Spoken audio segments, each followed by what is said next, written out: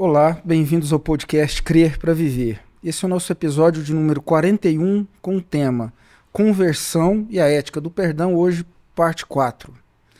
Meu nome é Timóteo Madaleno e vou começar o nosso episódio como de praxe, me apresentando e apresentando a nossa mesa, né? Eu sou psicólogo, sou doutor em psicologia pela UNB e tenho uma formação em teologia pastoral e urbanidade. Junto comigo, o professor Cláudio Ivan de Oliveira, que também é psicólogo, doutor em psicologia pela UNB e é professor de História e Epistemologia da Psicologia pela PUC de Goiás. O professor Cláudio também tem uma formação em teologia pastoral e urbanidade. E o professor Anderson Clayton Pires, que é teólogo, é sociólogo, tem um doutorado em sociologia pela Universidade Federal do Rio Grande do Sul e tem um doutorado em teologia, em hermenêutica bíblica, é o nosso especialista em Bíblia aqui, pela Este de São Leopoldo.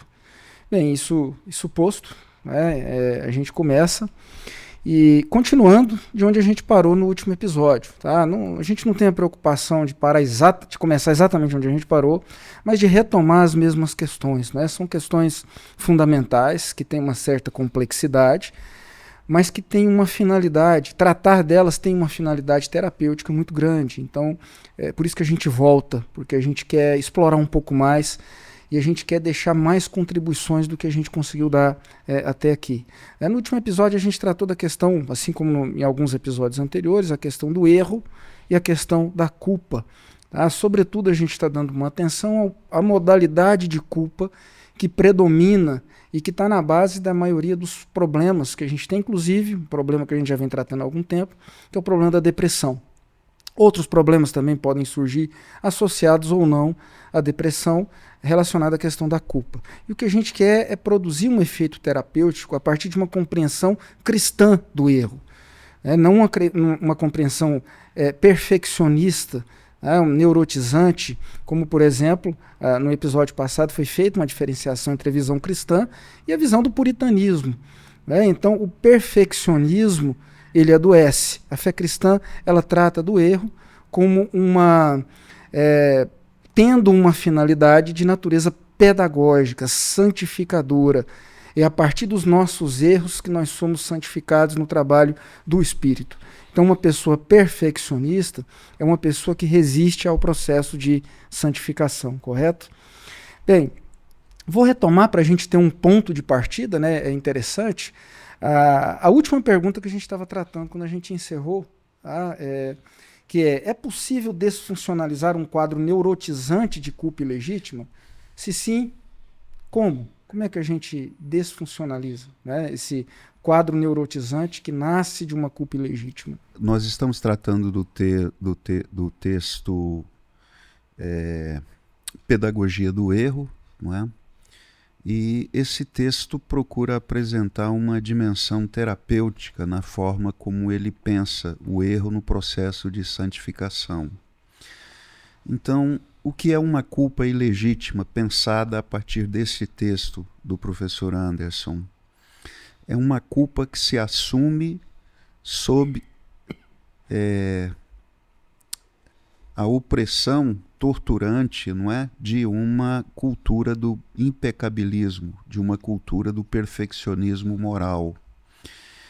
E a partir do momento em que o mundo religioso assume essa cultura do impecabilismo, o erro se torna um episódio que aprisiona o indivíduo, que o coloca diante de uma rememoração, de uma fixação relacionada ao episódio da transgressão, que paralisa o indivíduo, paralisa o processo de santificação, paralisa o olhar prospectivo dele em direção à correção do erro e à cura ontológica do ego, que apareceu muito bem na frase citada do Evangelho de João que o pastor Anderson citou no nosso podcast anterior, que é: vá e não peques mais. Vá, movimento, não se paralisa, olha para diante e continua caminhando,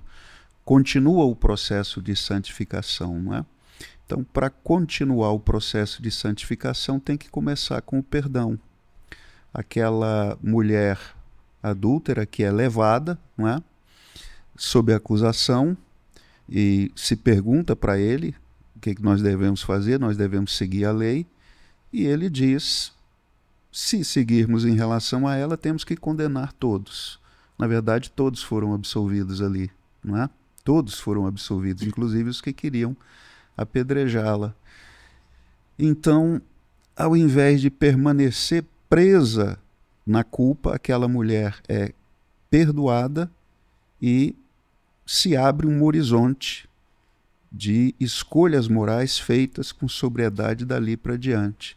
Então, à medida em que se pensa o erro prospectivamente como parte do processo de santificação, a partir do erro eu preciso entender, refletir por que eu caí naquele erro e quais são as possibilidades prospectivas de correção para se caminhar na direção do processo de cura ontológica do ego, santificação como cura ontológica do ego. Em princípio, essa é a minha resposta. Bem, professor, eu quero provocar um pouco mais, fazendo uma pergunta. A gente sabe que, para muitas pessoas, a santificação representa a aniquilação da possibilidade de se voltar a praticar determinados erros que são repetitivos. Qual é a resposta que o senhor tem para nos oferecer a partir da leitura desse texto que o senhor está nos apresentando? Eu me lembro do que foi apresentado no nosso podcast sobre o Natal, não é? Ali foi feita uma afirmação de que, ali, agora não falando do texto, mas eu quero lembrar algo que eu acho que é relevante do podcast sobre o Natal.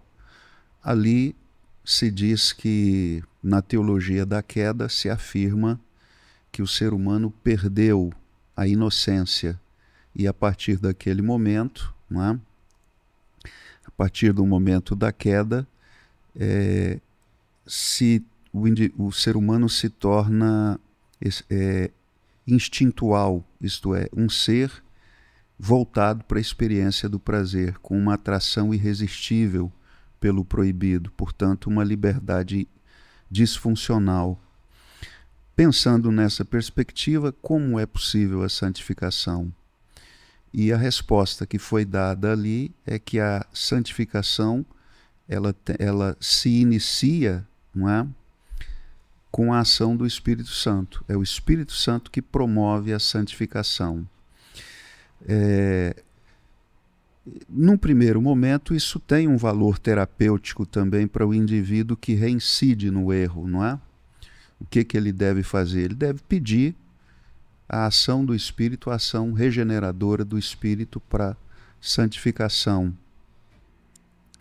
Mas também, pensando agora na perspectiva desse texto aqui, o indivíduo ele coopera com o Espírito no processo de santificação.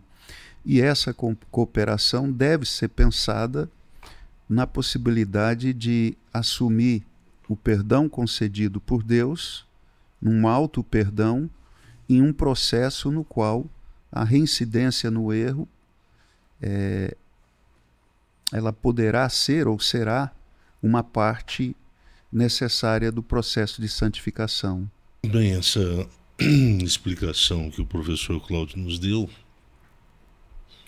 pode ser compreendida por muitos como sendo uma explicação que tende a tirar ou afrouxar um pouco a teologia moral que foi historicamente construída pelo cristianismo, né? E que, num certo sentido, absorveu um ideal moral da cultura helênica, né?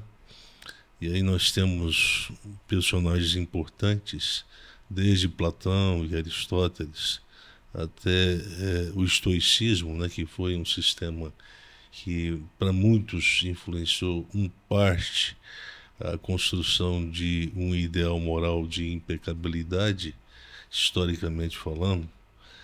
E tem uma parte aqui no texto que eu queria fazer uma leitura para corroborar essa minha hipótese de que nós temos uma relação neurótica, uma relação compulsiva uma relação compulsiva, mas no sentido de que uma relação mal compreendida, mal trabalhada com a antropologia do erro. Diz assim o texto: a nossa busca pela impecabilidade é tamanha que, ao falarmos do erro como realidade presente em nosso cotidiano, o fazemos com um pavor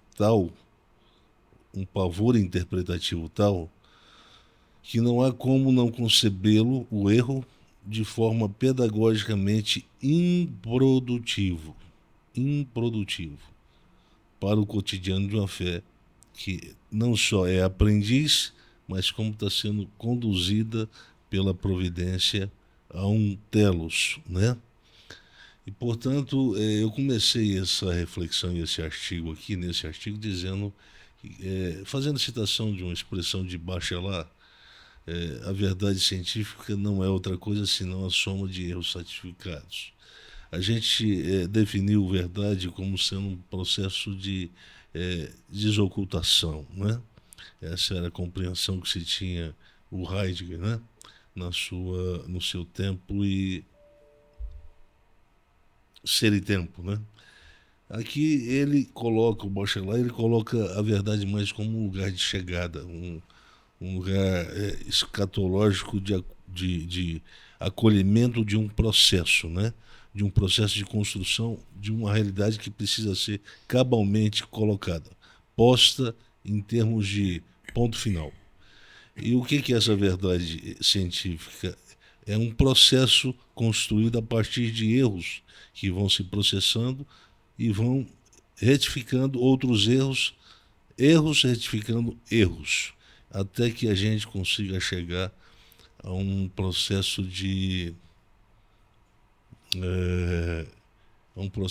a uma condição de estabilidade moral. Esse é o ponto, estabilidade moral. Então, nós não chegaremos à perfeição. Esse conceito de perfeição deve ser banido do nosso dicionário de teologia moral, porque ele é pernicioso. Ele nos condiciona a olhar para a antropologia do erro de uma forma neurotizante. Então, se o erro continuar sendo colocado nessa perspectiva de interpretação, então a culpa vai provocar cada vez mais uma alienação do próprio ego da consciência. Então, uma autoalienação, né, do ego, ou uma autoalienação afetiva do ego. Por quê? Porque a tendência, quando se vê o erro como com essa carga de preconceito muito alta, a tendência é a gente se culpar o tempo todo por tudo e a todo tempo. Então, o espaço da nossa flexibilidade moral no cotidiano vai se tornando cada vez mais asfixiante. Por que vai se tornando cada vez mais asfixiante? Porque a gente vai se cobrando cada vez mais e o ponto e a exigência que se faz, que cada um faz de si mesmo, vai chegando a um nível eu diria, de não prossecução tal que daqui a pouco nós queremos alcançar um status de semideus ou de seres angelicais, né? Que foram eleitos para não pecar mais. Veja bem, a expressão usada no Evangelho de Mateus, a expressão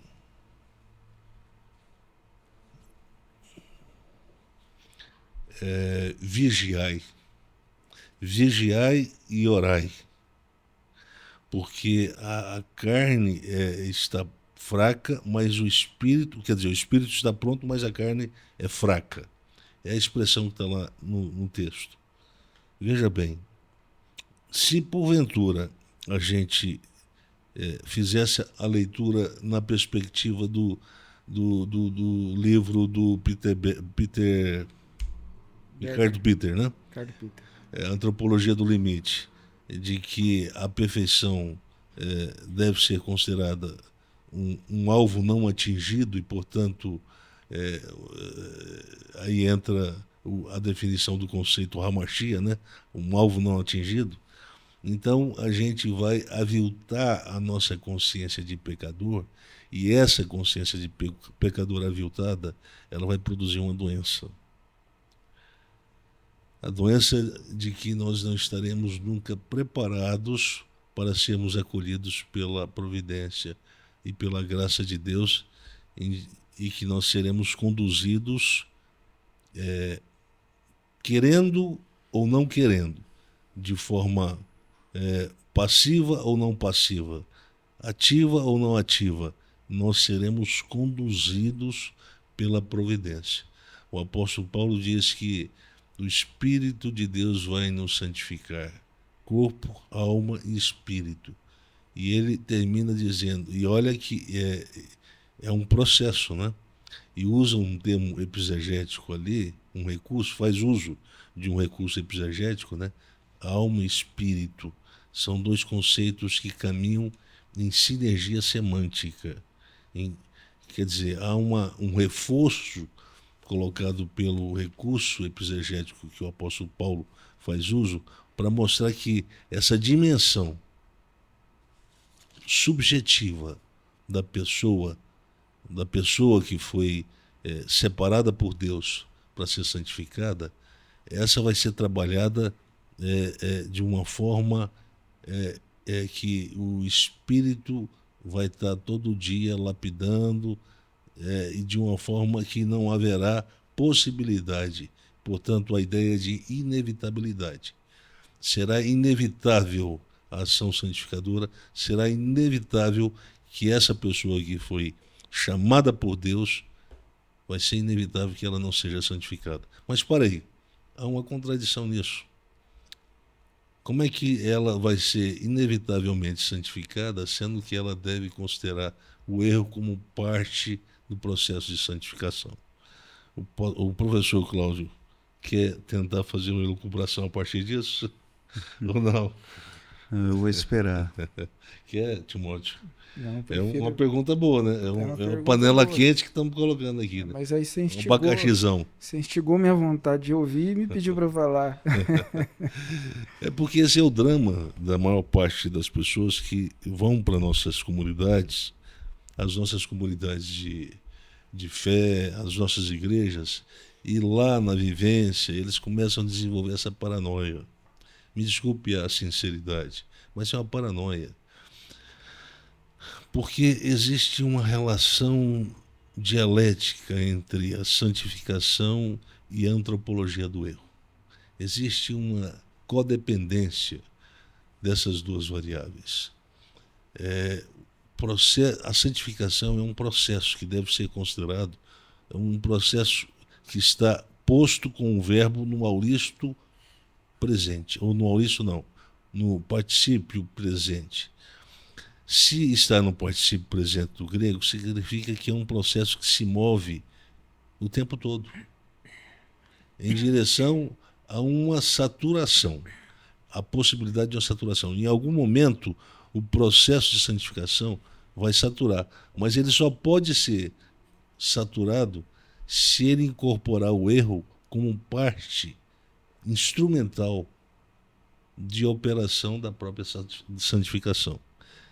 Isso é difícil de compreender? É difícil de compreender, porque, como eu li no texto agora há pouco, no artigo, né, nós temos um problema com o erro. Nós temos, quando a gente olha para o erro, essa cultura do impecabilismo que nos condiciona, nos faz ver no erro uma espécie de animal peçonhento na frente da gente, com aquela intenção mordaz de dar uma picada fatal. Então, o erro, ele é meio que, quando nós cometemos o erro, a gente avilta a culpa, a gente acaba exacerbando aquela consciência de que nós nunca chegaremos ao ponto que é necessário para que Deus nos torne aptos a subirmos para morar com Ele no céu. E por isso o erro se torna uma espécie de uma variável que é uma espécie de composição constitutiva de uma humanidade que não tem como ser plenamente santificada, né? Então, se ela não for plenamente santificada, então existe uma aporia aí. Como é que ela pode ser considerada herdeira de um corpo da ressurreição, né? Então esse é o dilema. Como um pecador pode ser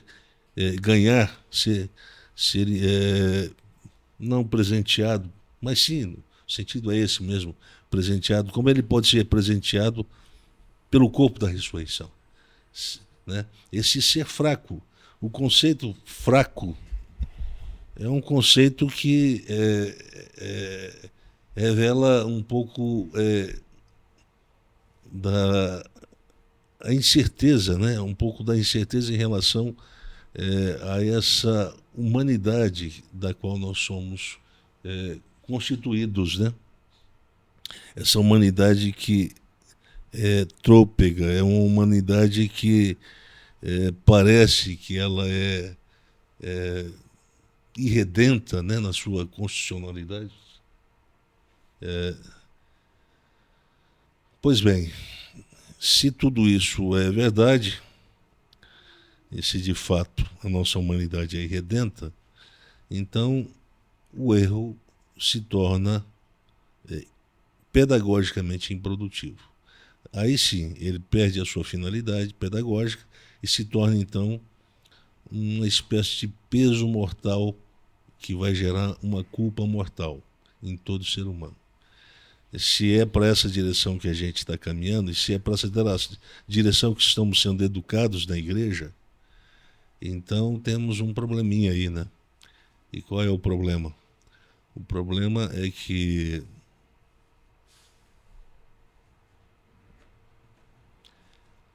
a nossa relação com Deus vai ser uma relação de distância. A nossa disposição para ter comunhão com Deus, ela vai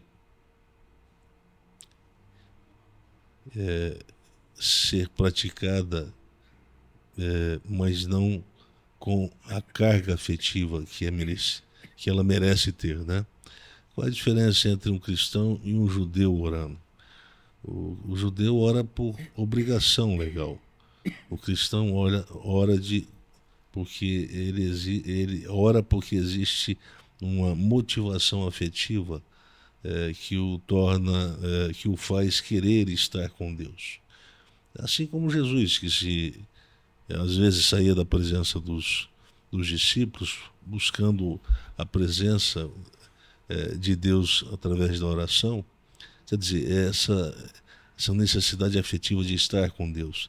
É essa a grande diferença entre a forma como um cristão ora e a forma como que o diferencia do judeu.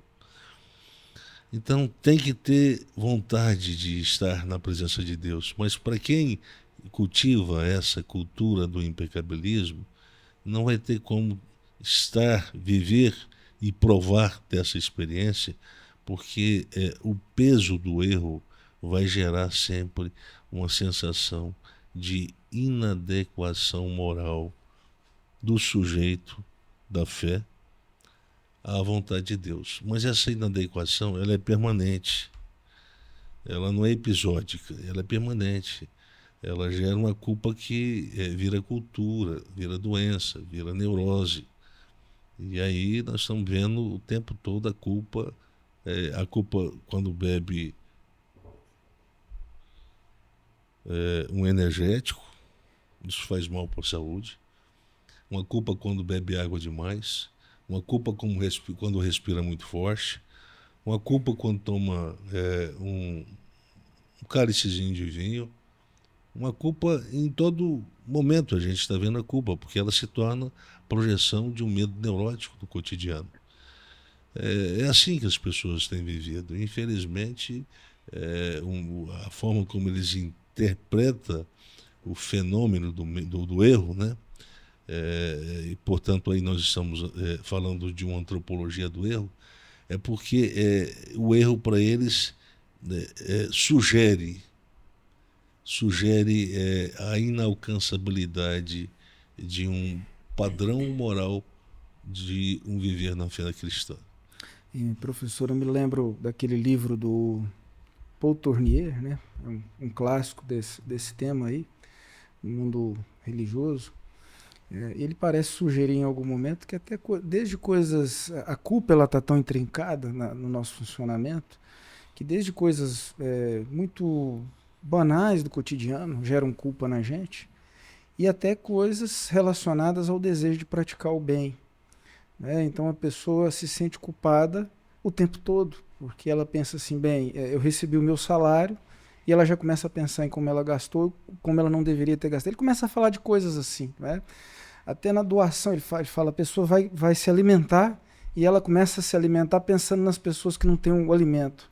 E aí ela se alimenta se sentindo culpa, como se ela tivesse a obrigação moral de saciar a fome de todo mundo, e começa a trazer sobre si todas as culpas, assumir um lugar quase que do Cristo, né? E isso aí, geralmente, esse tipo de consciência, geralmente aparece em lideranças de movimentos radicais, movimentos religiosos radicais.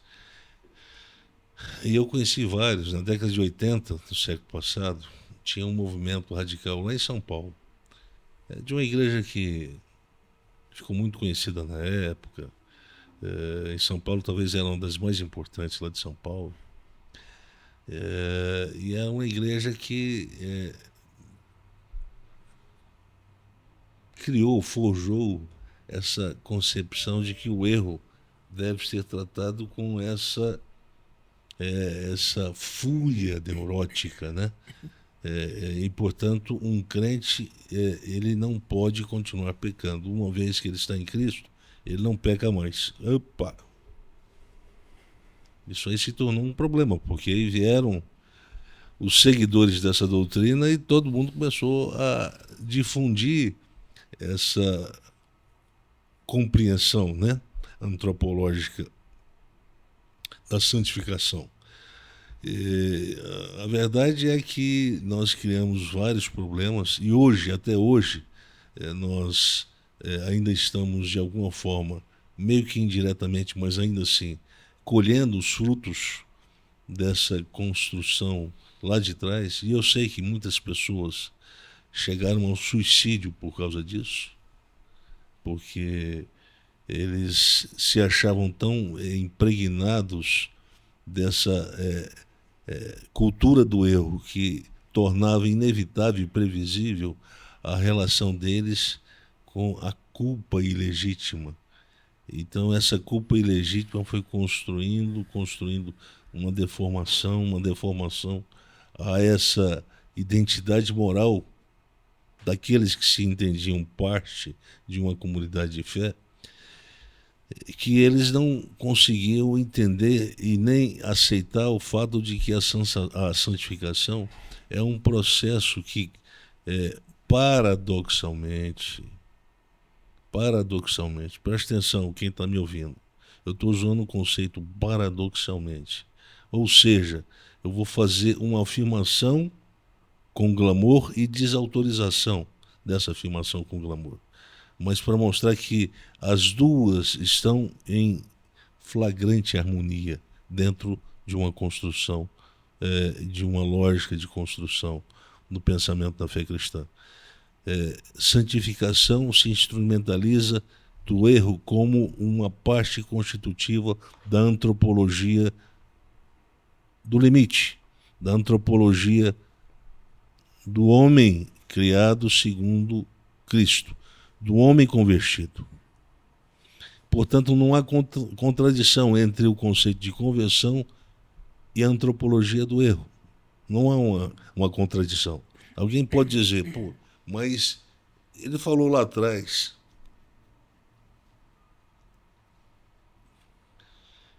que o convertido se renovava, ele se revestia do novo homem, ele era conduzido pelo senso de justiça, de verdade e de bondade, e etc. Mas isso não significa ser perfeito. Caminhar movido pelo senso de verdade, de justiça e de bondade não significa que nós chegamos à condição perfeita de não existir. Existir aí no mundo significa estabelecer metas a serem alcançadas e monitorada pelo padrão de maturação, pelo padrão de maturidade que nós temos a partir desse paradigma. O paradigma da verdade é um paradigma de maturidade. O paradigma de justiça é um paradigma de maturidade. O paradigma de bondade é um paradigma de maturidade. Pessoas boas são pessoas que alcançaram a maturidade. Professor. Pessoas justas são pessoas que alcançaram o nível de maturidade. E as pessoas que caminham na verdade são pessoas que alcançaram nível de maturidade satisfatória. Então não há contradição. Quer dizer, eu caminho como convertido, mas não ignoro que o erro deverá fazer parte desse desenrolar progressivo, desse processo de santificação que está me recolhendo progressivamente para o início, o tempo da inocência. Pode falar. Eu posso dizer que esses três valores, né? Verdade, justiça e bondade, o valor ele orienta para eu analisar a minha conduta e me corrigir a partir dessa referência. Portanto, o valor ele não tem uma função acusadora. Ele dá uma referência de autocorreção. Eu pensei nisso. Mas para ter autocorreção precisa ter o erro. Sim. Então, para ter autocorreção precisa ter o erro. Se não tem o erro, não tem o que corrigir. Então não haveria necessidade da referência dos valores. Precisaria. Então, não precisaria de ter o senso de justiça, nem um senso de verdade, nem um senso de bondade. Porque se não há o erro, qual é o valor de falar disso tudo? Uhum. Entendemos um ponto? Descomplexificamos, desneurotizamos, disfuncionalizamos a cultura de impecabilidade. Essa fala do professor Timóteo volta à diferença entre valores e lei, não é? O valor orienta, ele é prospectivo, a lei é inflexível.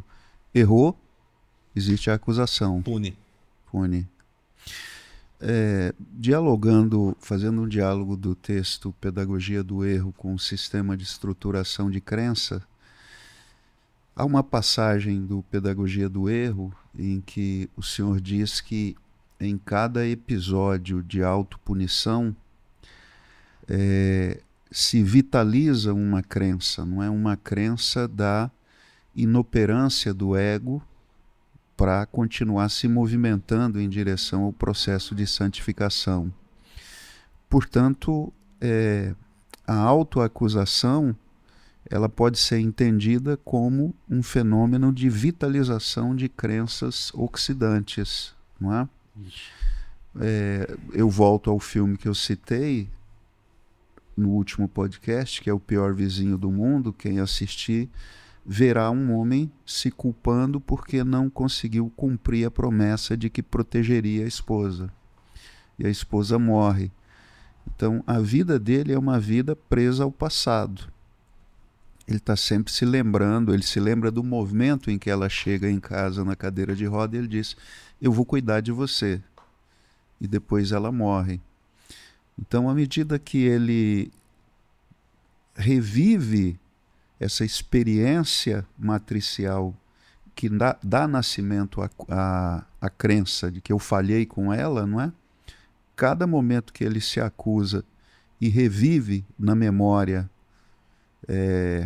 essas experiências que estruturaram a crença, a própria crença de que ele é culpado se vitaliza, não é? E ela produz crenças derivadas.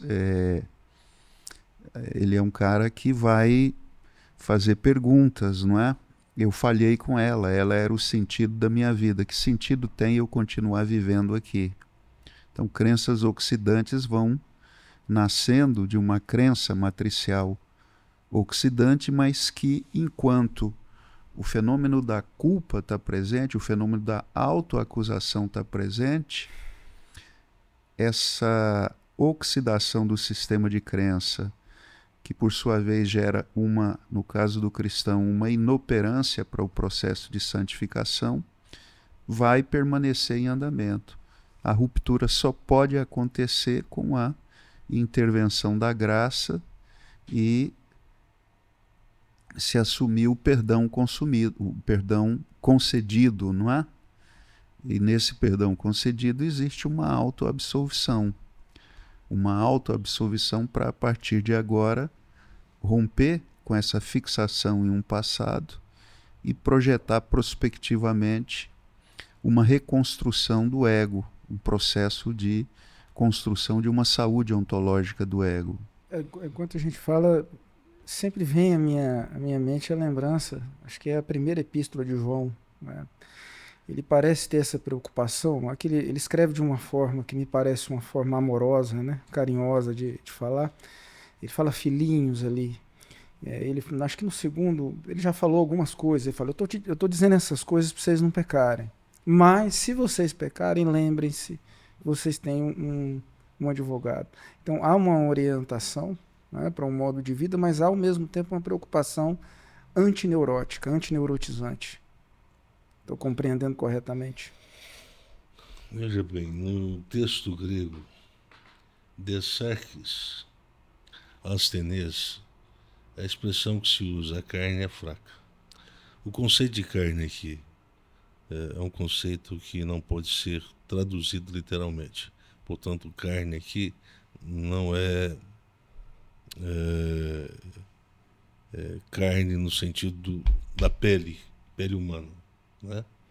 Mas é no sentido de natureza e, portanto, condição. E a condição fala de uma disposição que está associada à condição inevitável da humanidade.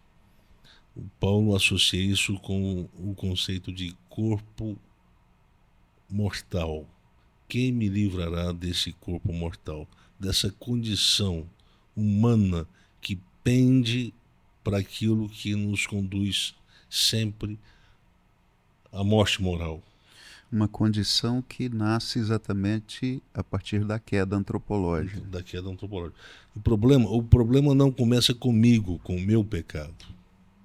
O problema, Jesus Cristo não foi para a cruz do Calvário, não foi porque o Anderson Cleiton Pires pecou no dia tal, do ano tal, no mundo ocidental, no país chamado Brasil, na cidade chamada Florianópolis. Não.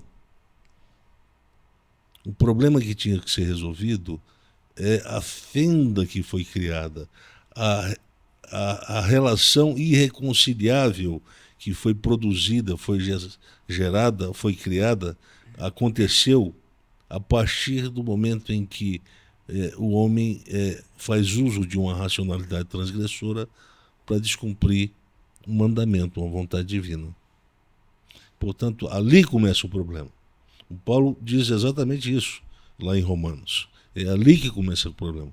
O problema a quebra da unidade afetiva é ali que está o início. O ponto original do problema está ali, com Adão e Deus. É a queda do Adão, é a desobediência do Adão. Isso não tem nada a ver com o meu pecado aqui agora, nesse momento.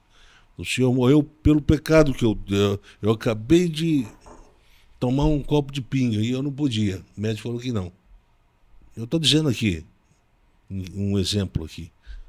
Mesmo que seja um exemplo que não cabe, porque eu acho que o copo de pinga é uma expressão que até choca, né, algumas pessoas. Mas vamos supor, tomou um copo de pinga. Não podia. Eu já tive Um tio que dependia disso, tomava pinga todo dia, ele é alcoólico, morreu há vários anos já. Pois bem, ele não poderia se culpar de dizer, ó Deus, eu não mereço a tua salvação porque eu acabo de tomar um copo de pinga. Isso é infantilidade. Isso é infantilidade. Pensar dessa forma significa não entender o que significa a antropologia da salvação, ou melhor, a cristologia da salvação. É não entender o processo da salvação que começa e que deve ser lido.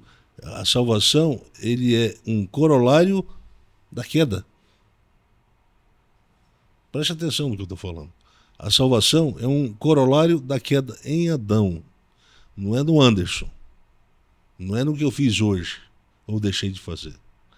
É bom que a gente tenha isso claro, porque o tempo todo a gente está pensando que Jesus Cristo, quando morreu na cruz do Calvário, ele estava ali lembrando do Tamires, ali ele estava lembrando da namorada do Tamires, ali ele estava lembrando de mim.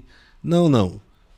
Ali, na verdade, ali ele estava pensando e se reportando à condição humana, que estava separada de Deus. Estava em estado de reconciliação. E o Paulo diz que Deus, em Cristo, por causa da morte vicária, reconciliou consigo mesmo todas as coisas no céu e na terra. Mas é de Cristo por causa do pecado de Adão. Não tem nada a ver com o meu pecado. O meu pecado, ele é já uma consequência de uma anomalia que se instalou na natureza humana por causa da queda antropológica. Isso precisa ficar claro, porque essa compreensão ela foi distorcida, ela foi tirada. Não se ensina dessa forma hoje nas comunidades. E acha que o tempo todo a pessoa fica o tempo todo degladiando com o seu erro, o tempo todo fica perturbada, até desenvolver uma doença, até se tornar, até eu acho que existe a possibilidade de se pensar, em última instância, uma pessoa desenvolver algum traço psicótico por causa disso. Então, devagar. O erro não é esse bicho-papão que se pensa. Então, admite-se como uma pessoa que, sem essa presença, a presença dessa categoria, né, da antropologia moral, o erro, entende-se que sem ela, essa categoria, você não teria como pensar em ser melhorado, em ser aperfeiçoado. Portanto, o objeto da santificação não é te colocar no estado de perfeição, mas de maturidade. Maturidade é uma coisa, perfeição é outra coisa. Professor, no último podcast o senhor se referiu ao conceito de liberdade operacional, não é? Refutando a doutrina, nasce em Agostinho, de que nós perdemos a liberdade no momento da queda, não é? Então, a liberdade operacional, uma liberdade para fazer escolhas morais, fazer boas escolhas morais, parece que no texto Pedagogia do Erro, o senhor diz que a culpa ela coloca o indivíduo em paralisia, portanto, ela disfuncionaliza essa liberdade operacional para continuar se movimentando em direção à construção da saúde do ego. É isso mesmo? Sim, a direção é essa. O Agostinho, ele padecia de uma influência grega neoplatônica, e essa influência grega neoplatônica aviltou a graça, o sentido da graça, a ponto de não se pensar que haveria uma dialetização das variáveis graça e erro. Graça e erro. Sem o erro, a graça perde o sentido, perde o significado, perde a sua finalidade operacional, a sua missão histórica de santificação, sem o erro. E, portanto, esse favor, esse amparo que a graça representa, é amparo e favor para conduzir a pessoa convertida em Cristo a uma constante, permanente purificação, lapidação, transformação, maturação. Então, esse processo de santificação, maturação, significa que a cada momento do presente em direção ao futuro, eu vou me tornar menos sensível a inclinar para determinados convites do apetitoso fruto proibido que a vida, o cotidiano, as possibilidades e a cultura do prazer estão aí nos dando como oferta. E, portanto, veja esse drama, né?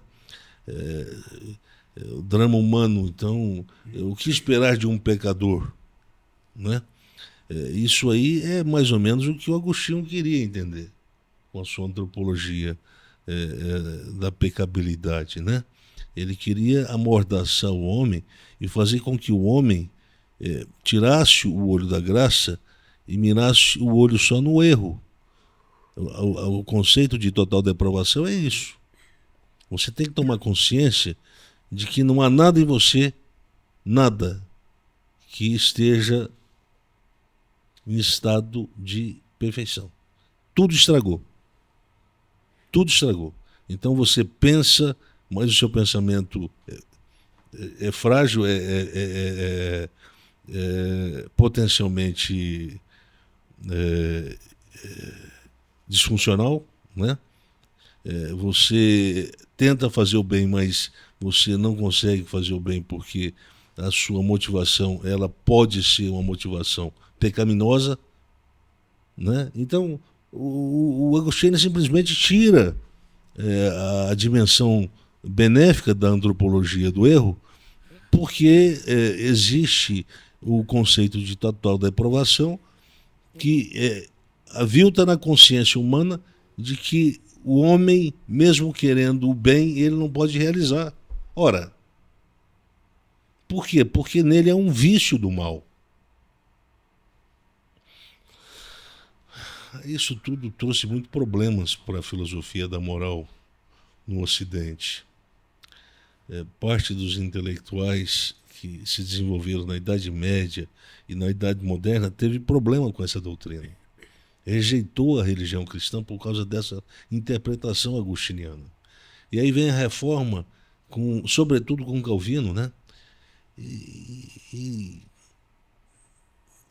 radicaliza muito, ainda mais, né, o conceito de queda, de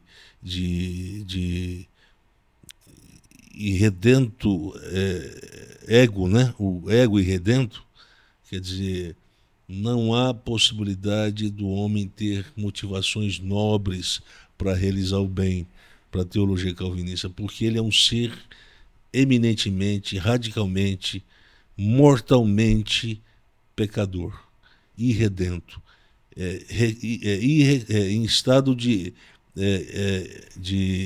briga e de luta permanente com a natureza benéfica, com o bem, né?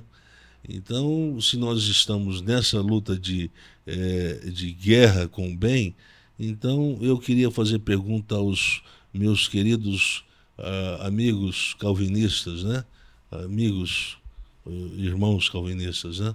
Então, qual é o sentido do apóstolo Paulo dizer que os filhos da luz são aqueles que demonstram na sua atuação moral no mundo a verdade, a justiça e a bondade? Eu queria que vocês me provassem, não, me convencessem de que não há contradição nisso. Quer dizer, se eu fui chamado só para pecar, e é para pecar, não tem como não pecar, então, se essa atração é irresistível, se essa atração define o caráter inevitável da minha condição humana de estar e de viver na fé no mundo, então vamos tirar as grandes referências axiológicas, dessas que eu já mencionei, verdade, justiça e bondade, vamos tirar elas do nosso ideal de justiça, ideal de justiça, de verdade e de bondade. Vamos tirar isso do nosso olhar projetivo da fé e da esperança e vamos viver do jeito que dá. Vamos pecar, porque é só isso que nos sobra. É pecar, é pecar, é pecar, é pecar. E pecar com gosto, né? Pecar, então...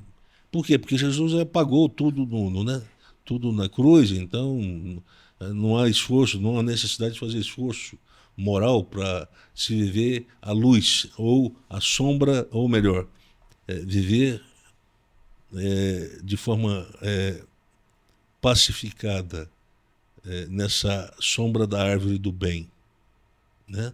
Então esse é o sentido que gera o conflito. O sentido não, é a razão pela qual se cria esse conflito que parece um conflito que não tem mais fim. Cada vez mais a igreja avança, os tempos passam e a gente não consegue dirimir essa aporia que se foi colocada dentro da teologia da ética cristã, da teologia moral e da ética cristã, de maneira que os crentes eles não vão conseguir viver em estabilidade emocional enquanto eles estiverem nesse dilema. Qual é o dilema? Bem, se o Calvino está certo, eu sou inevitavelmente atraído pelo mal, e só pelo mal. E eu, portanto, não estou em condições de fazer o bem, do ponto de vista moral. Eu não estou habilitado. Bem, então, se é isso, então, pega o Sermão da Montanha de Jesus Cristo e tira aquilo da sua Bíblia. Porque Jesus está dizendo, olha, quando ele recomenda o padrão ético, é para você e para mim ser orientado por esse padrão ético. Não é para a gente fazer de conta que ele está ali só de enfeite, não é? Mas, por outro lado, se existe esse incentivo da teologia da graça de procurar o bem e realizá-lo, também o bem ele deve ser encarado como um ideal, como um ponto progressivo de caminhada e não um ponto de chegada no sentido mais radical do termo. E daí nós chamamos esse ponto esse ponto moral de chegada de perfeição. Não significa isso. Daqui até perfeição, que não existe, ou daqui até o nosso ponto de maturação final, nós vamos ter que considerar o erro como parte desse processo de melhoramento moral da nossa consciência moral. Ela vai ter que melhorar. Melhorar no sentido de que ela vai ter que fazer uso das quedas para repensar novas possibilidades para não se errar. Esse é o sentido. Por isso eu usei o conceito paradoxal, né? O erro santifica o erro, no episódio passado. Nesse sentido. É no sentido que eu coloco agora. Não que existe um potencial santificador no erro. Não é nesse sentido. Mas é de que a partir de uma fragilidade você repensa o processo que te caminhou até aquele momento e refaz uma nova perspectiva, né? E portanto você rehorizontaliza a sua perspectiva de autoaceitação, porque do contrário eu vou ficar me culpando a tal ponto, vai chegar um ponto que eu terei uma sentença de mim mesmo, prisão perpétua. eu vou ter que me ver como o eterno pecador, um eterno aquele apreciador do erro, né, do pecado, amante do pecado. Não me parece que essa é a interpretação antropológica que Paulo faz em capítulo 7 de Romanos. Ele tem consciência do erro, mas ele não aceita isso como sendo um ponto pacificador. Não pacificar nesse sentido, não, de aceitar, de querer, e portanto de querer errar. Eu uso nesse texto, então, olha, não se trata de uma teologia, da compreensão liberal do erro aqui. Muita gente pode ler o artigo e vai pensar, o cara está incentivando aqui a cultivar essa antropologia do erro. Não, eu não estou incentivando. A mesma crítica foi feita ao apóstolo Paulo, não é? Sim, ele estaria sim. dizendo, então vamos pecar a valer, não é? Sim, exatamente. Para que a graça abunde. Abunde, exatamente. Então não é isso. Eu acho que, olha aqui, o sentido da fé, no texto agora, é orientado pelo sol da justiça, pelo sentido moral que a justiça preconiza. O conceito de justiça no Ocidente cristão foi muito mal empregado, ou foi impregnado pelos conceitos ou pelos ideais éticos do perfeccionismo, provenientes da ética da impecabilidade moral influenciada pela filosofia moral do helenismo e do platonismo, né? É inevitável, portanto, não conceber o pecado como etiologia, origem da moral da culpa. Professor, ouvindo essa análise agora sobre essa cultura do impecabilismo e um mundo religioso que condena o indivíduo a permanecer no cárcere da culpa, ser um eterno refém desse cárcere, não é? A gente entende que... Eu já disse isso, mas eu acho que vale a pena repetir, porque é uma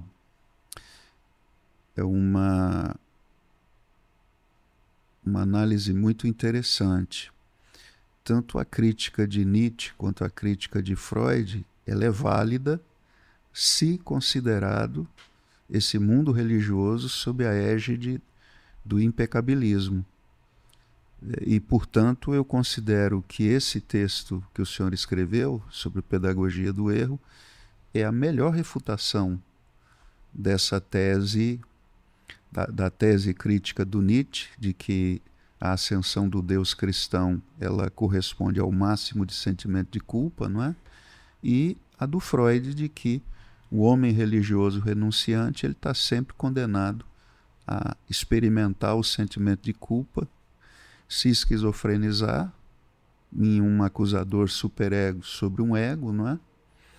O que o senhor está demonstrando nesse texto é que não é isso que acontece à medida que a gente volta a uma compreensão do que está sendo afirmado na perspectiva proto-cristã, especialmente a partir de uma correta exegese, de uma boa exegese, não é? Dos textos paulinos aí. Então faltou para esse pessoal exatamente essa capacidade de fazer uma leitura, sobretudo desses textos paulinos, né? Talvez faltando perícia para eles. Sim, eu penso, professor Cláudio, que se a gente tirasse o Platão e a cultura e a filosofia estoica como fonte de interpretação da fé cristã, a gente conseguiria ser resgatado da hipocrisia dessa cultura do impecabilismo. Sim. O problema é que a filosofia grega, o senhor Platão e o estoicismo influenciou demais a filosofia moral do cristianismo histórico. E ao influenciar excessivamente essa cultura moral do cristianismo histórico, esqueceu de ensinamentos que são das escrituras, né? que são lá, sobretudo, ensinamentos do próprio Jesus e também foram reinterpretados por Paulo, o apóstolo, né? Que, veja bem, a carne é fraca, o espírito é forte, está preparado, mas a carne é fraca. A gente até hoje tem dificuldade de entender o que significa isso. Até hoje. Até hoje a gente tem dificuldade de entender isso. Para quem está nos vendo, nos ouvindo, alguém que foi adoecido por uma culpa ilegítima e que até hoje não conseguiu se recuperar disso, eu quero lembrar dos nossos podcasts anteriores, né? Se você chegou à depressão, e se a depressão foi um estado, uma doença que te tomou da noite para o dia, não, da noite para o dia não, no final de um processo de desgaste, onde havia uma luta entre você, entre a sua culpa, entre o objeto da sua culpa, entre o erro, entre a cultura do impecabilismo que preconiza a necessidade de não se errar depois que é cristão. Quer dizer, se vem como uma soma dessa mistura toda e com isso produziu uma compreensão equivocada da antropologia da santificação, e aí você acabou sendo colocado em condição de déficit permanente da graça, e portanto você se acha uma pessoa recusada pela graça e por Deus, eu quero dizer que você foi enganado pela teologia platônica, estoica, agostiniana, calvinista. Eu queria abordar também, continuar abordando um outro tema muito importante no texto Pedagogia do Erro. Primeiro eu quero lembrar sobre o seminário A Construção Social da Culpa, não é? Naquele seminário, o senhor fala da mudança das modalidades de culpa que aconteceram à medida que tanto a modernidade quanto a neomodernidade se constituíram, não é? E ali o senhor diz que, com a ascensão da ética calvinista, o ideal de competitividade, não é? Nós vimos a emergência da sociedade dos acusadores. Uma sociedade em que o opressor não é mais aquele que pertence a uma classe social específica, não é mais o detentor dos bens de produção e o proletário, não é? Na verdade, a opressão, a condenação, a acusação, ela se dá em todo o encontro humano, todo o encontro entre o eu e o tu, não é? Isso é só para mostrar o tanto que tem gente por aí que não está entendendo nada do que está acontecendo no nosso mundo, não é? Mas essa luta para destruir o outro, para me sobrepor a ele, essa sociedade dos acusadores, ela degrada, ela destrói a saúde das interações sociais, não é? O que a fé cristã está propondo? Saúde ontológica. E essa saúde ontológica, ela tem que compreender também a saúde das interações sociais. Agora, partindo para o texto Pedagogia do Erro, há um momento que o senhor diz que o conceito mais terapêutico, mais significativo na oração do Pai Nosso é o perdão. O perdão recebido e o perdão concedido, não é? Perdoem aqueles que ofenderam vocês, não é? Vocês estão sendo perdoados e não serão perdoados se não perdoarem aqueles que os ofenderam. Mas o que isso tem a ver com a saúde ontológica? Não é? Isso tem a ver com o fato de que a preservação da saúde das interações sociais, ela depende dessa disposição para não aceitar a vigência, o domínio de processos de saturação, processos que afirmam não tem mais jeito, não. Levai as cargas uns dos outros, não é? Então essa disposição para conceder o perdão para quem me ofende, né, é uma disposição para manutenção da unidade social. É uma disposição para manter a saúde também do outro, que está sendo perdoado, não é? Então, o perdão, ele tem... Nós falamos muito do perdão e da saúde do ego, da relação do indivíduo com ele mesmo, um indivíduo que não mais está esquizofrenizado, não é? A partir de que ele recebe e autoassume o perdão, mas o perdão também tem uma função fundamental na manutenção da unidade, da saúde da unidade social, né? Da unidade afetiva. Quer dizer, a fé cristã não deixou brecha para falar da vida humana e da saúde humana. A unidade afetiva, porque ela sempre é quebrada quando existe um dedo acusador. Certo. Ela sempre é acusada, ela é afetada. Quando alguém de lá me acusa, e quando eu mesmo me torno sujeito da acusação de mim mesmo.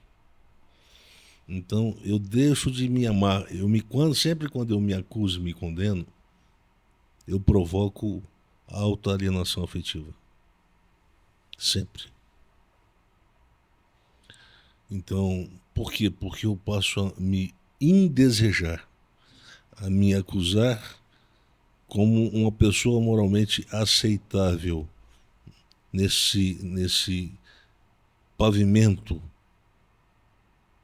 que deve ser um pavimento da graça, em que as pessoas devem depender umas das outras na caminhada. Na caminhada, nós dependemos. Quer dizer, levar a carga uns dos outros. Saber que nós, o apóstolo Paulo diz, olha, não existe o superior e o inferior. Então, ninguém cultive nenhuma forma de híbris agostiniana. Se achar que está acima dos outros. É o pastor, é o todo-poderoso pastor. Ele é uma pessoa que não se pode tocar. Por quê? Porque ele é inquebrável. Eu vou adiante? Vai. O inquebrável para o ir, né? É melhor a gente parar por aqui. Para por aqui. Então, as pessoas elas se protegem de uma falsa, eu diria, de uma falsa noção de santidade, que ela acaba fomentando as outras pessoas a prática de mentir para elas mesmas e mentir umas para as outras. Mentir umas para as outras por quê? Porque quando a gente vende aquela ideia de que existe nas igrejas os fracos e os fortes, a gente quer preconizar o conceito de fraco como sendo o coitadinho, o moralmente coitadinho. Aquele que peca sempre, aquele que erra sempre. E aquele, portanto, que nunca vai ter a chance de brilhar moralmente na igreja, na comunidade. E o forte como sendo aquele que detém a postura impecável, né, daquele que não escorrega, né? Aquele que não cai moralmente, aquele que não comete erros mais de uma vez, e etc. Bem, então nós produzimos uma amálgama, mas uma amálgama formada por elementos, componentes que representam uma forma distorcida de enxergar a antropologia da fé cristã. Veja bem aqui, eu vou ler uma parte aqui porque eu achei interessante. O conceito mais significativo do Pai Nosso, da oração do Pai Nosso, é o conceito recebido e concedido de perdão. Pois nele não é necessário promover a morte de Deus para renascer no cristão a coragem de viver sem medo e sem culpa. Então veja bem, olha que afirmação que representa a graça acolhida pela antropologia da fé cristã. Você quer viver sem medo e sem culpa? Aliás, viver sem medo? Então é preciso remover essa opressão da cultura do impecabilismo que produz uma culpa que não se remove do cotidiano das pessoas que estão na fé, entre aspas. Que estão na fé, entre aspas. Então, viver com coragem para o cristão significa viver sem culpa. Sem a culpa de errar de novo. Eu errei. Eu vou errar de novo. E vou continuar errando. Por isso que o conceito de perdão ele é significativo. Porque ele aponta para uma condição. Não para um fato. Mas para uma condição. A antropologia da queda reverberou para a posteridade de Adão o pecado como condição. Se há pecado como condição, o erro é necessário, porque o erro demarca os fatos que estão intrinsecamente ligados à condição de pecador. Então, é isso. O que significa ser pecador? Significa transgredir a lei de Deus? Bem, o judeu compreendia dessa forma. O Paulo compreende que esse corpo mortal que define essa condição humana de pecabilidade, né? Ele dizia o seguinte: é uma irresistível atração cobiçosa por aquilo que eu não poderia consumir. Por algo que vai me dar o prazer e vai me tirar a sobriedade. Agora preste atenção. Vigiai, porque o espírito está pronto, mas a carne é fraca. Agora preste atenção. Vigiai. O que é vigiai? É a afirmação de um estado sóbrio. Não no sentido do Foucault, porque o Foucault é assim, o vigiar e punir, né? O sentido de vigiar que ele dá. O vigiar significa manter, se tratando dos presos, né? Manter os presos nas prisões, né? Manter aquele estado de alerta permanente. Alguém está me observando, então eu tenho que tomar cuidado em tudo que eu faço. Isso é a neurose. Se essa é a compreensão neurótica eu diria, da condição humana e, portanto, eu estou o tempo todo pensando que você é imputado pela culpa por essa ou por aquela coisa que eu faço, então eu estou permanentemente alimentando uma cultura de neurose moral. A minha consciência será refém dessa cultura. O que é a cultura do impecabilismo? É aquela que imputa sobre a consciência essa necessidade neurótica de ficar o tempo todo atento, com medo de ser atacado de forma implacável por uma culpa que não precisa se justificar. Se é ilegítimo ou se é legítimo. Ela vem para me tornar consciente de que eu sou um pecador irredento. Por quê? Porque eu estou sempre querendo consumir aquilo que é do ponto de vista do ideal de justiça, né? E do ideal de santidade, é colocado como um estado ou uma condição de se viver em Cristo. digo novamente, não deve ser traduzido sede perfeitos como é perfeito o vosso Pai, mas sede sóbrios, vigiai, porque a carne é fraca. E o sóbrio está associado ao maduro também. Foi uma outra tradução. Maduro, sóbrio.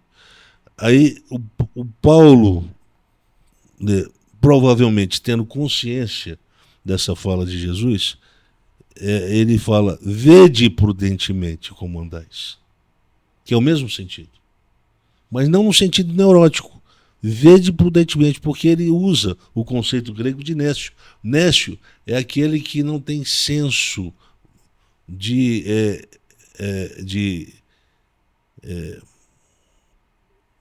discernimento entre o que é moralmente bom e o que não é moralmente bom. Ele acaba ignorando essa linha divisória. E o Nécio diz assim, diz o ímpio no seu coração, não há Deus. E se não há Deus, essa linha divisória é só uma ilusão.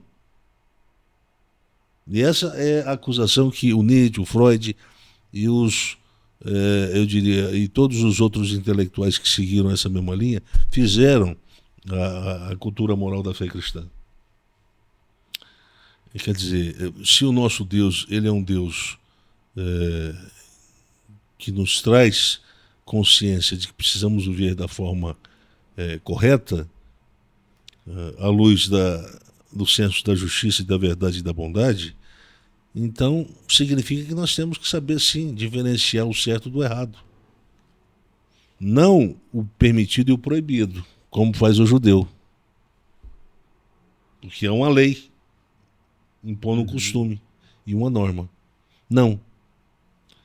Mas, à luz desse senso de justiça, o que eu tenho que perseguir, o que é certo fazer. Eu lembro sempre essa expressão na boca do Clark Kent, naquele Smallville, né, naquele seriado Smallville. Eu fiz o que é certo. Eu fiz o que é certo. Ele falou isso mais de 1000 vezes no seriado.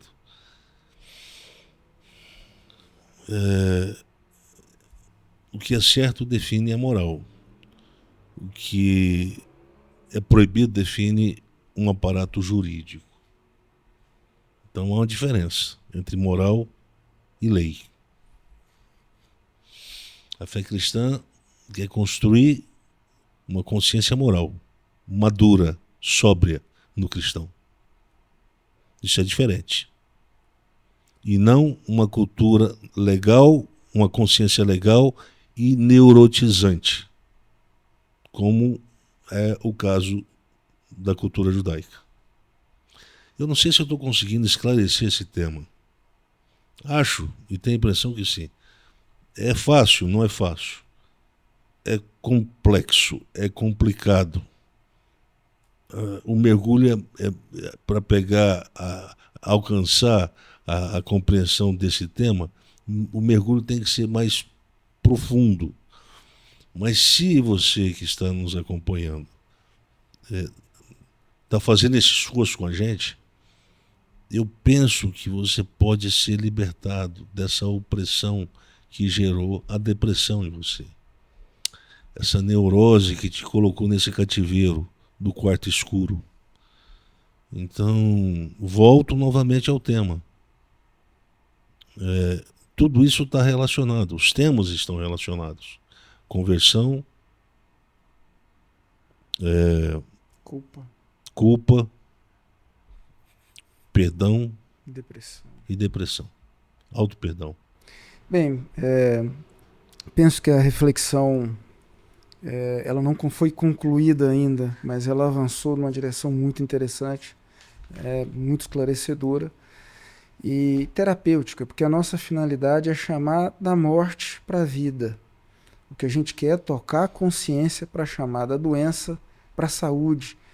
Essa é a finalidade terapêutica do anúncio do Evangelho. Isso que a gente está fazendo aqui é uma mensagem do Evangelho com o poder de curar quem escuta, quem quer compreender.